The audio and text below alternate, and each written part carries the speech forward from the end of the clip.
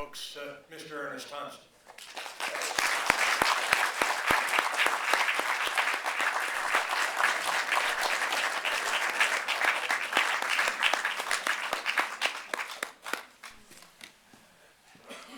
Thanks.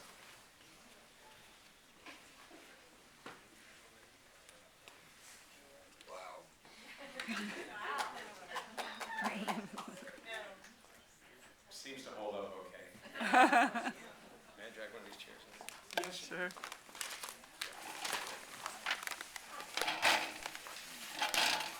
Someone asked me if the movie was starting, if I was going to watch it. I said I've seen it. I watch it once in a while. It's really instructive to see it. It's amazing to me how it holds up. I teach writing. I do workshops at my farm in New Hampton. And, I've helped probably 150 or so new plays get created over the years that I've been doing these workshops. And one of the things I say to writers when they're starting to create a new story is, if you want it to be lasting, then try to limit the topical references. And here we are watching a movie that was shot 36 years ago. And other than cars and how short and tight the boys' bathing shorts are, and a few other foibles like that, the writer did a pretty good job of keeping out references to what was a hit song at the time, or the price of gas is a little bit of a giveaway. But I think that helps to preserve the universality of the movie. And has anyone in the audience seen the play? Seen the play on stage? Pretty good representation. More of you should. It's really fascinating if you know the movie, which obviously you do now, to go and then see the play, because in the play there's no lake. So everything that happens in the relationship between the old man and the boy happens during intermission. We meet them, we see that they're going to have perhaps a contrarian relationship. You go out and have a drink, come back, and they become pals. So having adapted a number of my stories from stage to film, it's always a fascinating challenge to open up. And in this particular case, to me, one of the great characters in the movie is that beautiful lake. And I love seeing it now, after all these years, how beautifully the cinematographer, the great Billy Williams, captured Swan Lake, mostly a little bit of Winnipesaukee. But yes, terms of Squam are here. So rather than listen to me ramble about it, I'm happy to answer any questions that you might have. Yes, sir, way back there. How did you get the cream of the crop of the actors, not only for the play, but also the film? I made an audition.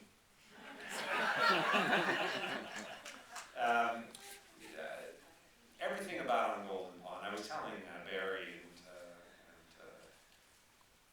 some other folks at dinner that someday I'm going to write a book. It's called My Unintended Life on Golden Pond. Because I wrote this movie when I was 20, the play when I was 20 years old. And when I wrote it, people said, how does someone so young know so much about old people? I don't get asked that question anymore. But the story of it, I spoke at a playwriting class at Boston University the other day, and I said, I hate to tell you my story in a way because it's the exception that proves the rule. I wrote the play, I was an out-of-work actor, and I had an agent, because I had written some one-act plays, and the agent got it to a producer of a small off-Broadway theater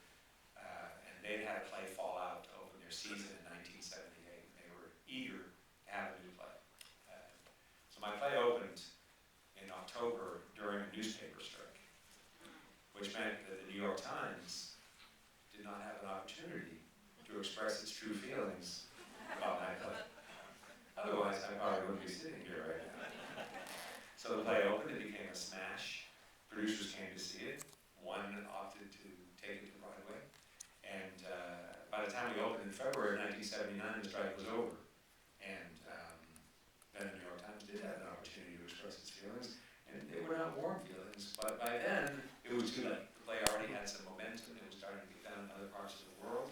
And here we are all those years later. To answer your question, we were desperate to get a cast for the original play off Broadway. And we went through a lot of names. I had worked with a number of people who would have been good at casting for it. Teresa Wright, you cinephiles who might remember that name. Gig Young was someone that we went after. We ended up with two extraordinary actors, Francis Sternhagen and Tom Aldrich, who were, I believe, when we produced the play, 49 and 51 years old. I was 28. You know, to me, 51, 80, same idea. The play went to Wilmington, Delaware, and to the Kennedy Center in Washington on its way back to Broadway. Katharine Hepburn went down and saw it in Wilmington. And she called the director and said, I would like to play that part. And he said, it's Cass. And she said, get rid of her. But we didn't, but she never forgot it. Flash forward a few months, Henry Fonda was given the Kennedy Center Honors Award that year, and at the ceremony, the head usher at the Eisenhower Theater at the Kennedy Center went up to Mr. Fonda and said, we had a play here you should know about. And so he took it upon himself to go see the play on Broadway and called Jane and said, I saw this play, it's not a very big part for you, but maybe you'd be interested in producing it. And that's really how it came about, because she had really wanted to do something with her dad. He was not well by that time, and so Hepburn was just the obvious choice to go to. So there were times when I questioned whether Hepburn was the right person to be in the movie, mostly because she kicked me off the set before we even started shooting. But you know, here we are all these years later. Pretty good casting, I must say. Why did she kick you off? She had this quaint theory that she wasn't in the room when I wrote the script, so I shouldn't be on the set when she was acting in it. And I went, before you start shooting a movie, they do what they call camera tests for hair and makeup.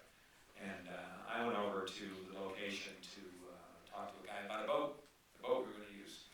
And as I was walking down in front of that house we just watched, I heard this voice saying, right early, the set. I said, me? And so I did. And for 2 weeks, I didn't go to the set if she was working. Or I hung out by the M&M table and waited for the director to come and talk to me. And after 2 weeks, she called me and she said, Ernest, you're humiliating me. You've got to come to the set. I said, well, I don't know. But you know, some of you may know this, but while we were shooting on Golden Pond, she and I were preparing to do a play of mine called West Side Waltz, which we went into rehearsal immediately following the end of shooting about Golden Pond. And we spent the next 2 years together, so we became fast friends. And we toured the play all over the country and played on Broadway as well. So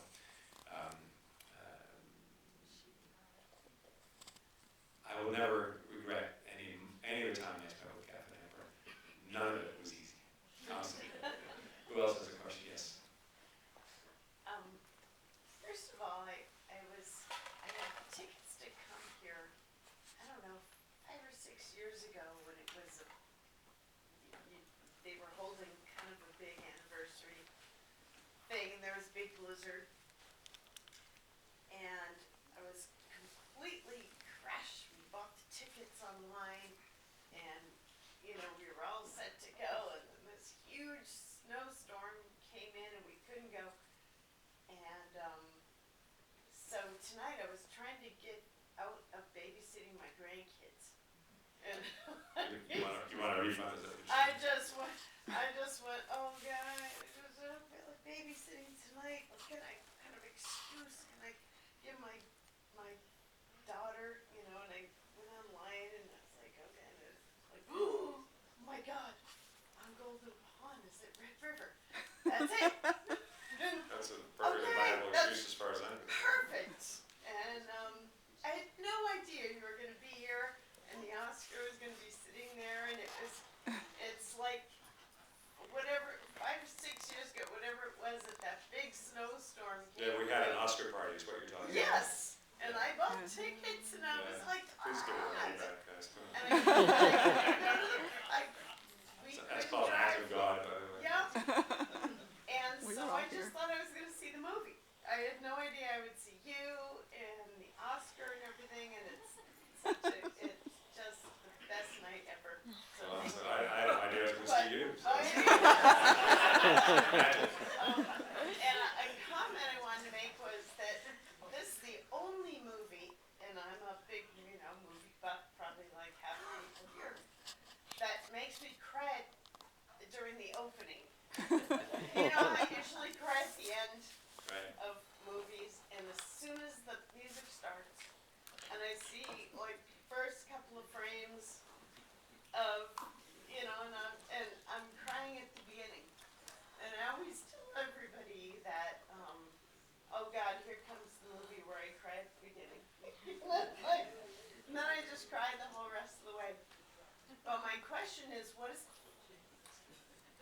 it feel like to be the fifth Beatle? I don't know. Well, you Can I should get back know. to you on that?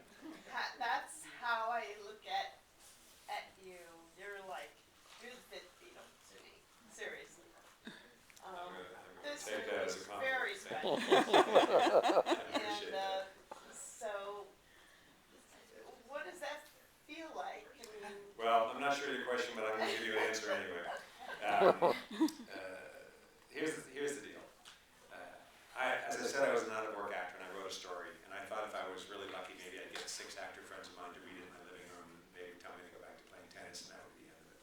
right. Somehow I created something that has lasted, and I don't think it's going to go anywhere. I think that 100 years from now, people are going to still be watching this movie. They're going to be doing the play. And the play's been translated to 30 languages, and it's been done on 6 continents. And we get posters and programs, and if we're lucky, royalty checks from all over the world. Little tiny productions in Estonia, and great big productions in Paris and Madrid. And it seems to touch something in people. And I don't know what that formula is. Otherwise, I would copy it, and every other filmmaker would. But I believe that it gets under people's skin in a fabulous way. And I'm grateful. I'm proud of it, and it touches me deeply to see an audience response. But also, being an actor myself and a director, it moves me to think that somewhere in the world right now, 6 actors are sitting around a table trying to figure out what the playwright meant when he wrote those lines. The director is trying to figure out where he's going to block them, what the set's going to look like. So I think I'm very proud of the movie. Would not get my Oscar back, but I think it's bigger than me. I created something that has its own life, and it's very gratifying to me to think that it continues to affect people. So yes. I'm interested as as a young playwright, what was your muse for writing this, or your inspiration? I mean, is there something in your life that this is loosely based upon? Just money, just trying to get money. No, I grew up on a lake in Maine, very similar to this. So I understood that language, and I didn't really have grandparents. I never really knew them. I had a grandfather living, but we rarely ever saw him. So it's not as if it was an homage to someone particular in my life, but I did know about the ambiance. And when I was a young actor, I was in a television pilot that never got made. But the director of it was a very famous actor who's still around. He's in his 90s now, and he's still acting, Norman Lloyd. And he was part of Orson Welles' Mercury Theater. And he directed me and all the other wonderful actors in this television pilot. And he was really disagreeable. And he yelled at the writer, and he said, "You out." And I thought, whoa, maybe I don't want to be a writer. And by that very day, I was driving from that location back to my apartment in Santa Monica, and I was going down Santa Monica Boulevard. I don't know if anybody knows LA at all, but there's a hardware store, which is still there, and it opened in 1909. It's called Busy Bee Hardware, and I had to stop and get a hammer. So I went in, and it was like walking into a general store here in New England, and that kind of put me in the mood of my childhood and things things really were simple and honest and important to me. And when you leave that street, I think it's probably around 18th, 19th Street, you go up a little hill and suddenly you can see the Pacific Ocean. And it reminded me of spring, of coming back to the lake in Maine, and to that experience that many of us have shared. And I started thinking about that, but I really thought when I wrote it sounds silly to say this, that I was writing more of a philosophical piece about the end of an era. Because I was very cognizant of the fact that in 1978, life was changing fast. All the lakes were getting condominiumized, and television and computers were coming. And when I was a little boy, we didn't have any of that stuff. And we would go up to the lake when school let out. We would stay till Labor Day. And my mother insisted on having no telephone, no television, no radio. All we had were books and fishing, and playing parcheesi, and our imaginations. So it wasn't hard for me to draw upon all of those experiences when I sat down to write it. But for all of 38 years since I wrote the play, people have asked me that question, and all I can say is that it's, why did Picasso put two eyes on the side of the nose one time? I never know where stories come from, other than to know that it moved me. That when I look back on my childhood, I recognize how fortunate I was to have had that exposure to nature and to great books and to the utter freedom of being a child in New England in the 50s and 60s. Yes? I grew up on a lake in Maine, and I had understood that at one time, that my uncle's house on Lake Keezer was considered to be, Paul Bacon's house was considered to be a location. I had heard that the actors and the set people, I guess, didn't think it was too active enough town to stay there. Is that the truth? Or? Which lake was this? Lake Keezer in Lovell, Maine. Okay. Route 5. I don't know that story, but I'll tell you how we got to Swan Lake. I grew up on Great Pond in the Belgrade Lakes in Maine, near Augusta and Waterville. And so naturally when it came time to find a location, I said to the location scout, go look there. It seems like a logical place to start.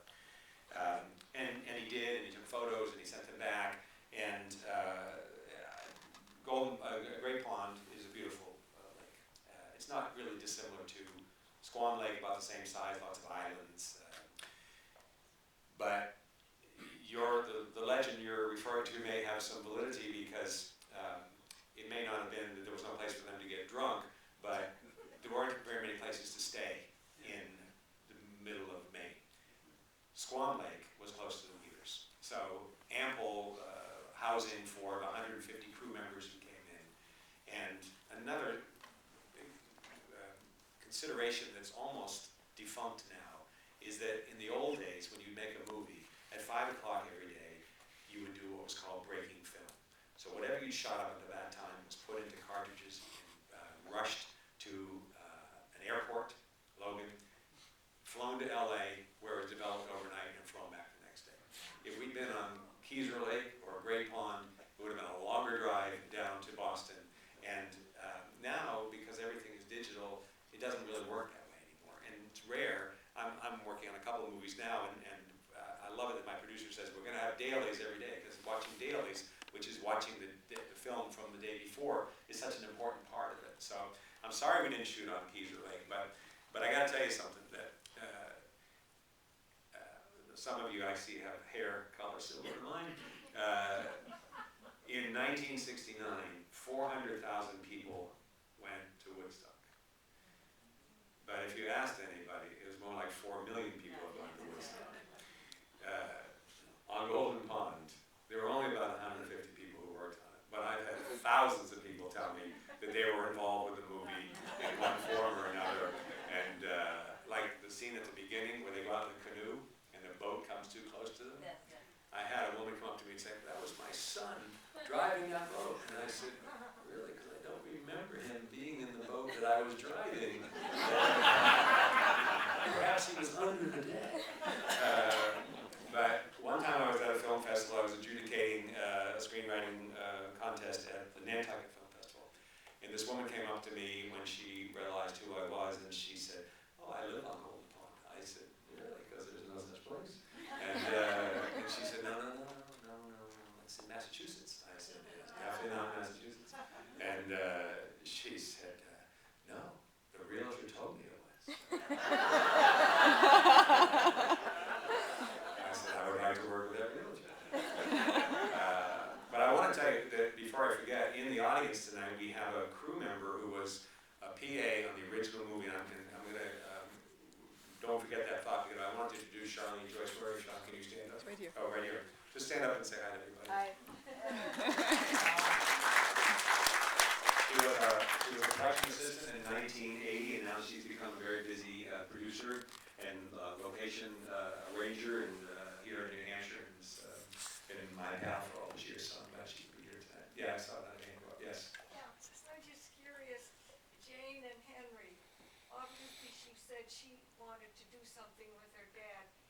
The overall experience for her, was it very satisfying and what she expected it to be, and for him too?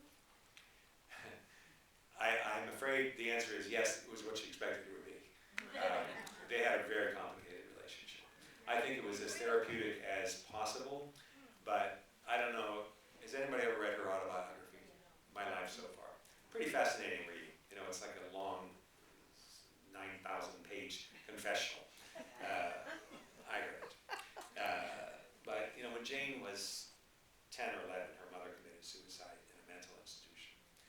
Her dad didn't really get around to telling her the details of it. So if you use that, we all have a starting point in our lives. If you use that as her nadir, and it's been a long swim upward from there. So, you know, Henry was from another generation. He was from my father's generation. I'm sure many of you can say that. You know, it was a generation where there was not a lot of communication. There wasn't a lot of approbation. And I know Jane very well, and I feel bad for her because she never quite got over it. And I think this movie was so important to her. Before long, somebody's going to ask me about a sequel, and Jane and I talked about doing a sequel. And I don't think she's ever going to be able to do it because this movie is like home movies for her. It is so passionately, painfully crucial to her metamorphosis as a human being. And none of us can ever understand that, you know. And it's very rare that you see that sort of, I don't even know what the synergy between father and child or mother and child in public on display like that. Some years after on Golden Pond, I was asked to write a movie for Kirk Douglas and Michael Douglas. And I became the go-to guy, you know, for intergenerational, I was going to say fucked up families, but I don't want to say fucked up in front of all of you, so. I've heard that, but we know what it meant. So you got it, we're Heard it on good. the bus. We're good, yeah. So I went out to LA and I met Kirk Douglas. And they wanted to do a movie about a circus. I thought, okay, great, love a circus movie. And Kirk told me the story he wanted to make. And he wanted to be the ringmaster, and he's getting older and blah, blah, blah. And I said, thank you. Then I went up with the producer to San Francisco where Michael was making Basic Instinct. And he said, yeah, let me tell you the movie we want to make. And I said, well, Kirk already told me. He said, forget about what he said. This is the movie we want to make. And it was completely opposite from the movie that his father wanted to make. And I said to the producer, flying back to LA, I'm not going to be involved in that movie. I've done that already, and I don't have to do it again. But years later, I did do a movie with Kirk and lived to tell about it. So who else has a question here? Yes? I have a silly question. Was it actually Katharine Hepburn who jumped off that boat, dived off? Yes. It was. It was, and it was particularly significant because she had had rotator cuff surgery on her right shoulder before we started shooting. In fact, it was questionable that she was actually going to be able to do the movie. So it must have hurt, but there was no way she would have let someone else take that dive. It wasn't really Henry falling off the boat. It wasn't. No. It was really Henry in the water with a dry suit on. I said to the What's a dry suit? a dry suit, it's like a wetsuit except water doesn't get in. So you really are completely protected from any cold water. But if you really stop and look at it, you'll see he's really puffy. And that's because a dry suit makes you look distended. I said to the director when we came back here to start shooting the movie, we should shoot all the stuff in the water kind of early on because it gets cold. It's from New York City. So they didn't get around to shooting the water stuff until pretty late in the schedule. So, and Henry was not a well man. It was remarkable that he survived our shoot. And it was, I think he maybe did one other project after that, but it was really, really near the end. Sad because he was only 75. But, so Jane doing the dive, that was diving into cold water. Hepburn plunging in, she didn't mind. She went swimming in the Long Island Sound every day of the year, so it was good for her. Any other questions? Yes. Was anything done to the film for this filming, for this projection tonight? This is not the original, obviously, or is it? What form did you folks get in here at Red River? DCP. It has not been doctored at all. But it's digitalized now. So it looks really pretty, and it's held up remarkably well. But, the days are gone when we have to worry about film rotting away and stuff like that, because everything is digitalized. Yes, sir. I was the one who was going to ask about the sequel. Okay, go ahead. Why is there not a sequel to this wonderful movie, or is that unholy to suggest? There's going to be a sequel. We're going to shoot a sequel next year. And I have been thinking about it for a long time. And now I think the time is right now. Dabney Coleman's still alive, and Billy is still alive. Billy's 50 years old now. Same height, but 50 years old. Less hair. So yeah, I'm working out the story of what we're going to do, and those of you who know the play know that Charlie the Mailman has a much bigger role, a much more important presence in the story. And one thing I want to get into in the sequel is more of the class divide between the locals and the summer people. And having grown up on the lake and having now lived in the boondocks of New Hampshire for 25 years, I know a lot more of the locals than I did when I was a kid. And I'm so fascinated by their stories. And there's so much talk about class division in our country. There's going to be a lot more talk about it as of maybe, January 20th. So I think it's an important time to talk about those things. And it's really kind of a beautiful microcosmic opportunity to talk about. So it's not black, white, it's not really rich and really poor, it's just that divide. So in the play, there's a character we never meet, but we hear about him, and it's Charlie the Mailman's brother. And so I want to tell the story of his family and still incorporate some of the Thayer family. And so I'm working it out now, and I love having different generations in a story. I always try to do that. And so we're talking some very fabulous names of actors. So stay tuned. We're supposed to start shooting next September. I got to tell you something about New Hampshire. If you don't know this, we don't have a tax incentive in this state. And my dear friend Charlie Joyce is leading a crusade now to try to reverse that. I know you all love this movie, or you wouldn't have shown up tonight. Maybe the three people who haven't seen it before are still on the fence, but we all love this movie. We're all proud of this movie. The sad fact is, I may not be able to shoot the sequel in New Hampshire, because if you go to a state that has a tax incentive, and let's say Massachusetts, for instance, they have a 25% rebate. So if I have a budget of $12 million, it means that if I shot the movie in Massachusetts, I would have $15 million. That's a huge difference when you're making a movie. So if you have friends in the government of New Hampshire, if you know our soon-to-be new governor, don't be shy about bringing up your indignation that we may not be shooting the sequel to New Hampshire's only full-length feature our beloved state. I, of course, would love to shoot the sequel here because I would like to be able to sleep in my own bed at night, and because it's too fabulous, it's too wonderful. You know, the house is still there, the lake is still there, the story is still waiting to be told. The production company and the finance company, they don't care if we shoot it in Tanzania.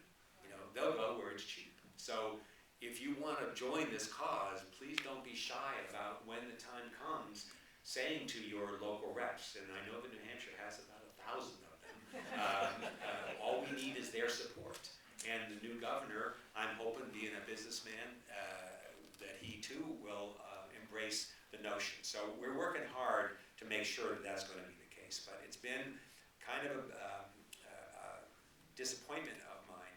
On Golden Pond is the only full-length feature of a major studio that's ever been shot in its entirety in New Hampshire. And if you think about movies like What About Bob, which took place in Wolfboro, where they shot exactly one day, the rest of it was shot in Virginia, or Affliction, written by a New Hampshire writer, Russell Banks, shot in Canada. Anybody see Affliction? James Coburn won an Oscar for it. Great moment in that movie. Nick Nolte is leaving northern New Hampshire, and someone says, "Where are you going?" He says, "Concord." When he comes back, someone says, "Where have you been?" He said, "Concord."